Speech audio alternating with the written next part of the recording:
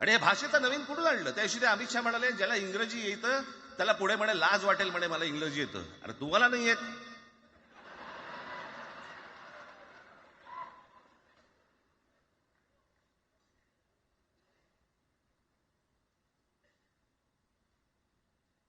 या संपूर्ण हिंद प्रांतावरती 125 वर्ष, 1400 वर्ष मराठ्यांनी राज्य केलं.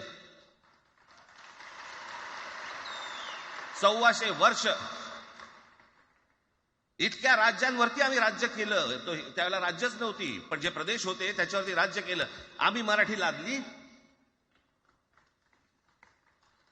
गुजरातवरती, मध्य प्रदेशवरती, राजस्थानवरती, पंजाबवरती, इतर सगळ्या प्रांतांवरती, जिथे जिथे म्हणून अटोकपर्यंत पोहोचले होते मराठा साम्राज्य, आम्ही लादली. अरे हिंदी भाषा आहे, 200 वर्षापूर्वीची भाषा आहे, महाराजांच्या काळात पण नव्हती.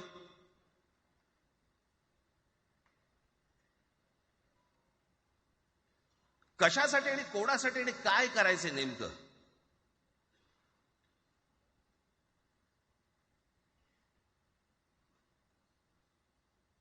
यांनी फक्त चाचपडून पाहिलं, चाचपडून. मुंबई स्वतंत्र करता येते का याच्यासाठी अगोदर जरा थोडंसं भाषेला डिवचून बघू. महाराष्ट्र शांत राहिला तर पुढे ते पाऊल टाकू.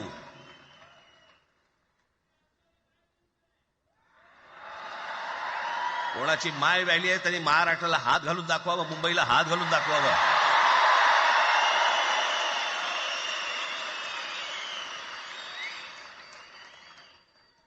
त्या मजाक वाटला काय?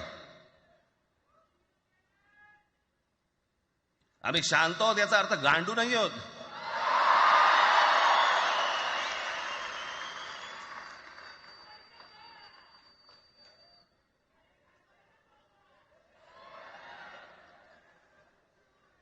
काही अंगावरती लादायचा प्रयत्न करतात आणि मग आता माघार घेतली ना, मग माघार घेतली त्याचं काय करायचं? मग वेगळ्या ठिकाणी वळवा सगळं प्रकरण. वेगळ्या ठिकाणी म्हणजे कुठे? ठाकरेंची मुलं इंग्रजी मीडियम मध्ये शिकली, बरं, मग पुढे? म्हणजे दादा भुसे मराठी मीडियम मध्ये शिकून शिक्षण मंत्री झाले, देवेंद्र फडणवीस इंग्रजी मीडियम मध्ये शिकून मुख्यमंत्री झाले. कुठे काय शिकले याचा काय संबंध?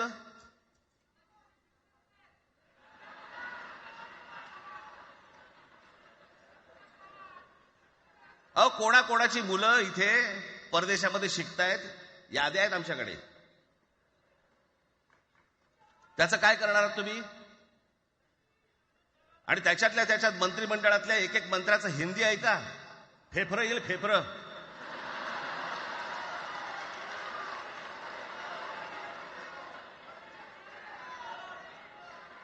हे असले प्रश्न महाराष्ट्रातच विचारले जातात. आता मी तुम्हाला अजून एक गोष्ट सांगतो.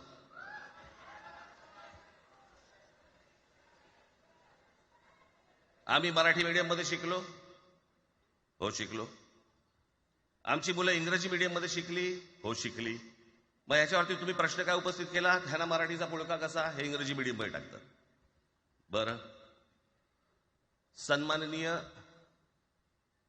माननीय बाळासाहेब ठाकरे आणि माझे वडील श्रीकांत ठाकरे हे इंग्रजी मीडियम मध्ये शिकलेले आहेत. या दोघांवरती तुम्ही मराठीबद्दल शंका घेऊ शकता का?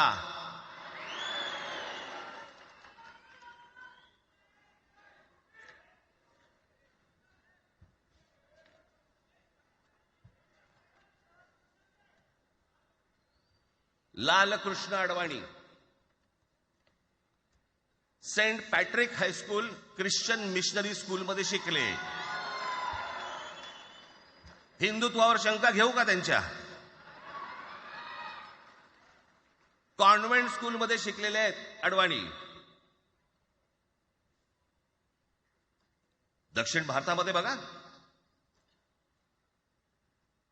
तमिळच्या प्रश्नावरती, तेलुगूच्या प्रश्नावरती कडवटपणे समोर येऊन उभे राहतात. कोण विचारते तर ना, तुमची मुलं कुठे शिकली आणि तुम्ही कुठे शिकलात?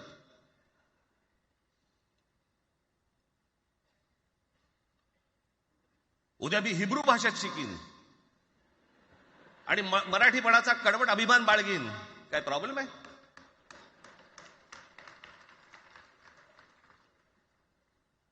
मी आता तुमच्याकडे दक्षिणेतले इंग्रजीमध्ये, मी अगदी थोडक्यात यादी आणली आहे. दक्षिण भारतातील इंग्रजी माध्यमात शिकलेले नेते आणि अभिनेते: Jayalalithaa, Doveton English medium school, Stalin English medium school Loyola, Kanimozhi Presentation Convent school, Udhayanidhi म्हणजे करुणानिधींचा नातू, डॉन बॉस्को, चंद्रबाबू नायडू वडील इंग्लिश टीचर होते, शिक्षण इंग्रजी माध्यमात झालं, पवन कल्याण आंध्र उपमुख्यमंत्री, शिक्षण सेंट ॲन, नारा लोकेश एनटीआरचा नातू चंद्रबाबूंचा मुलगा, Stanford school, Kamal Haasan Santhome high school, अभिनेता विक्रम मॉटफोर्ड स्कूल, अभिनेता Suriya English medium, AR Rahman आधी पद्मशेषाद्री बालभवन आणि नंतर मद्रास क्रिश्नरी हायस्कूल. परवा दिवशीचा एक प्रसंग सांगतो. एका व्यासपीठावरती तामिळनाडूमध्ये AR रहमान व्यासपीठावरती उभे होते, काहीतरी कार्यक्रम होता, त्या बाई तामिळमध्ये बोलत होत्या. अचानक ती बाई हिंदीत बोलायला लागली. त्याच्यावरती रहमानने तिच्याकडे असं बघितलं, बोलला हिंदी, आणि व्यासपीठावरनं खाली उतरला.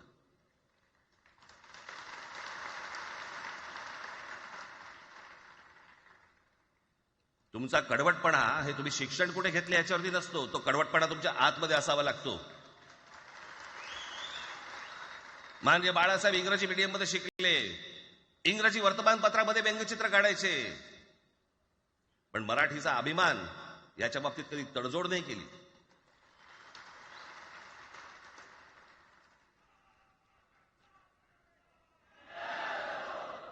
म्हणे एक भाषा म्हणे सगळ्यांनाच बांधून ठेवते. कुठची एक भाषा? आजपर्यंत काय वाकडं झालं? म्हणजे आपल्या संरक्षण खात्यामध्ये घ्या, आपल्या संरक्षण खात्यामध्ये जेवढी रेजिमेंट्स आहेत, मी फक्त तुम्हाला नावं वाचून दाखवतो.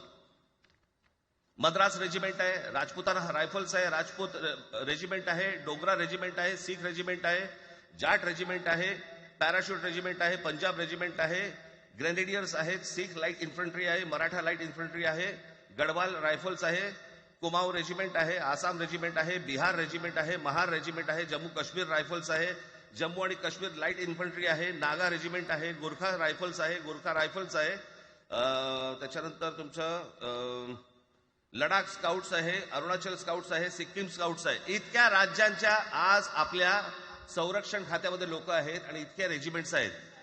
शत्रू दिसला की एकत्र तुटून पडतात ना. भाषेचा प्रश्न येतो कुठे?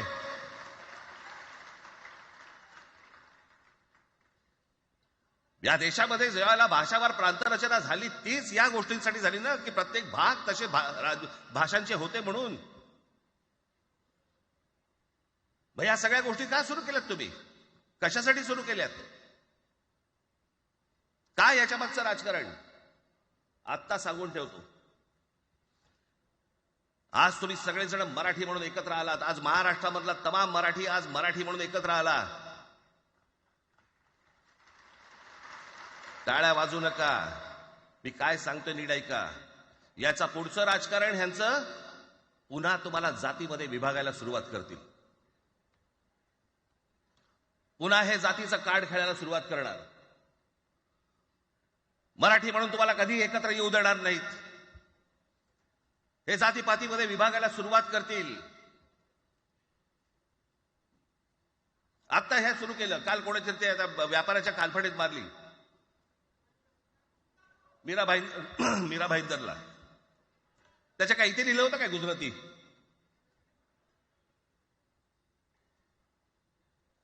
पण एवढंही आपल्याकडे काही जे चॅनलमध्ये, मराठी नाहीत इतर चॅनलमध्ये, हिंदी आणि याच्यात गुजराती माणसाला मारला. कुठच्या गुजराती माणसाला मारला? बाचाबाचीमध्ये समोरचा गुजराती निघाला, इकडचा मराठी निघाला. त्याच्यामध्ये काय गुजरात्यानं मारलं का? केवढे व्यापारी आहेत. अजून तर काहीच केलेलं नाही.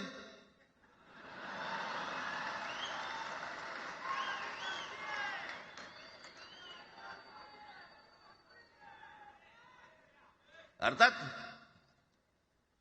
त्यांना मराठी आली पाहिजे याच्याबद्दल वाद नाही.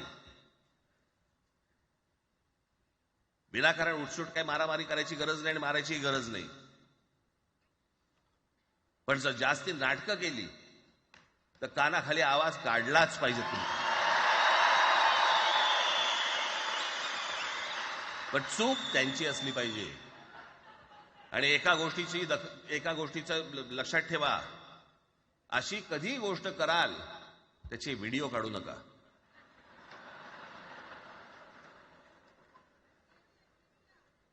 आपल्यामध्येच त्यांना कळलं पाहिजे. कळलं का? मारणारा कधी सांगत नसतो, मार खाणारा सांगत असतो मला मारला म्हणून. त्यांना सांगू देत. पण याचा अर्थ उठसूट कोणालाही उगाच मारायचं काही कारण नाहीये. अनेक लोक आहेत, अनेक गुजराती लोक आहेत, माझ्या अनेक परिचयाचे आहेत. माझे एक मित्र आहेत नयन शहा म्हणून, त्याला मी गुजराठी म्हणतो. तुमचा विश्वास बसणार नाही इतकं अप्रतिम मराठी तर बोलतोच, विनोदाचंही अंग आहे. आणि शिवाजी पार्क मैदानामध्ये फिरताना कानाला हेडफोन लावून पु ल देशपांडे ऐकणारा गुजराती आहे.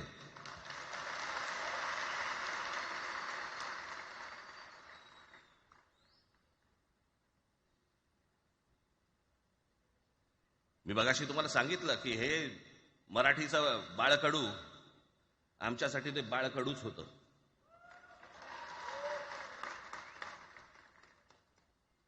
मी मागे एक प्रसंग सांगितला होता, आज मुद्दामून तो प्रसंग सांगतो आपल्याला की हे आमच्या धमन्यांमध्ये आलं कुठून.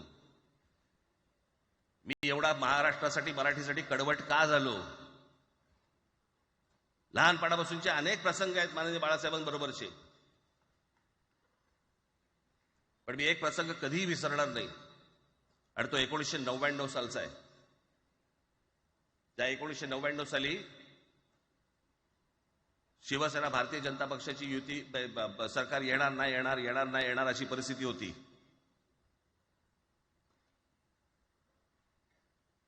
पवार साहेब त्यावेळेला त्यांनी राष्ट्रवादी काँग्रेस पक्ष स्थापन केला होता. वेगवेगळे लढले होते. आणि मग सगळ्या त्या वादामध्ये, शिवसेना भारतीय जनता पक्षाच्या त्या वादामध्ये काहीच होईना. दिवसामागून दिवस चाललेत, परंतु काही होईना. एके दिवशी मी मातोश्रीला खाली बसलो होतो, दुपारची वेळ होती. अचानक 2 गाड्या लागल्या. साधारणपणे 3:30-4 वगैरे वाजले असतील. ते जरा वेळेला नाव विसरतो मी, पुण्याचं कोणतो जावडेकर, प्रकाश जावडेकर आणि काही मंडळी आली. मला म्हणाले, राज बाळासाहेबांना अर्जंट भेटायचंय. म्हटलं आत्ता ते भेटणार नाही. म्हटलं ती त्यांची झोपायची वेळ आहे. नाही म्हणे अर्जंट आहे. म्हटलं नाही भेटणार. म्हटलं मी तुम्हाला सांगतो. म्हटलं काय विषय काय. म्हटलं मी बोलायचं काम करतो. म्हटलं काय विषय काय. आणि त्यांना सांगा मुख्यमंत्री पदाचा विषय झालेला आहे. म्हटलं अच्छा, अरे वा. म्हटलं काय झालं. सुरेशदादा जैन यांना दोन्ही बाजूने आम्ही ठरवलंय की त्यांना मुख्यमंत्री करायचं. एवढं फक्त बाळासाहेबांना सांगायचं. ठीक. मी वर गेलो. रूममध्ये काळोख, शांतता. आम्ही अरे तुरेमध्ये बोलायचो म्हणून मी हाक मारली. म्हटलं हे काका गाढ झोपले होते. म्हटलं काका उठ. हे काका उठ. बघितलं माझ्याकडे. काय रे. म्हटलं नाही, ती सगळे खाली जावडेकर वगैरे सगळी मंडळी आली आहेत. म्हटलं बरं मग. नाही ते म्हणतात ते मुख्यमंत्री पदाचा विषय झालाय म्हणून. म्हटलं पण ते म्हणाले काय झालं. ते म्हणाले सुरेशदादा जैन यांना मुख्यमंत्री पदासाठी दोन्ही जणांनी सांगितलं की करायचं म्हणून. असं माझ्याकडे बघितलं त्यांनी. त्यांना जाऊन सांग महाराष्ट्राचा मुख्यमंत्री मराठीच होईल, दुसरा कोणी होणार नाही.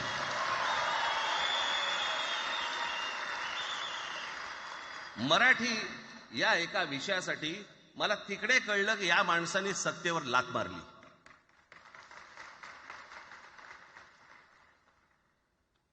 हे संस्कार ज्या पोरावरती झाले असतील तो मराठीसाठी तडजोड करेल काय. बाकी सगळ्या युत्या आघाड्या सगळ्या कुठच्याही गोष्टी होत राहतील. महाराष्ट्र, मराठी माणूस, मराठी भाषा याच्यावर तडजोड होणार नाही. कोणत्याही परिस्थितीत होणार नाही. याच्या पुढे देखील तुम्ही सर्वांनी सावध असणं पण गरजेचं आहे आणि सतर्क असणं पण तेवढंच गरजेचं आहे. पुढे पुढे काय काय गोष्टी घडतील, काय काय गोष्टी होतील कल्पना नाही, परंतु मला असं वाटतं की ही मराठीसाठीची एकजूट ही कायम राहावी आणि महाराष्ट्रामध्ये सन्माननीय माननीय बाळासाहेबांचं जे स्वप्न होतं ते पुन्हा साकारावं अशी एक आशा, अपेक्षा आणि इच्छा व्यक्त करतो आणि आपल्या सर्वांची मी रजा घेतो. धन्यवाद. जय हिंद, जय महाराष्ट्र. धन्यवाद राजसाहेब. मला सांगा, आपल्या सगळ्यांपेक्षा आज जास्त आनंदी कोण झालं असतं? आपल्या सगळ्यांपेक्षा आज जास्त आनंदी कोण झालं असतं? ज्यांनी मराठी माणसाला उभं केलं ते हिंदू हृदय सम्राट माननीय बाळासाहेब. आज त्यांची पुढची पिढी इथे मंचावर एकत्र येऊन मराठीचा गजर पुन्हा एकदा करते आहे आणि त्या आजोबांचे 2 लाडके नातू आज आपल्या समोर मराठीचा झेंडा पुढे नेण्यासाठी सज्ज झालेले दिसत आहेत. अमित ठाकरे इकडे उपस्थित आहेत, आदित्य ठाकरे उपस्थित आहेत. मी त्यांचंही स्वागत करतो. या वास्तूला NSCI डोम असं म्हणतात, पण इथे आज देश पाहतोय मराठी भाषेवर होणाऱ्या अन्यायाविरुद्ध पेटलेला मराठी जनमानसाचा आगडोंब. या सर्व मराठी प्रेमींना आता उत्सुकता आहे माननीय शिवसेना पक्षप्रमुख श्री उद्धव बाळासाहेब ठाकरे हे काय बोलतील. मी त्यांना विनंती करतो की त्यांनी आपलं मनोगत व्यक्त करावं.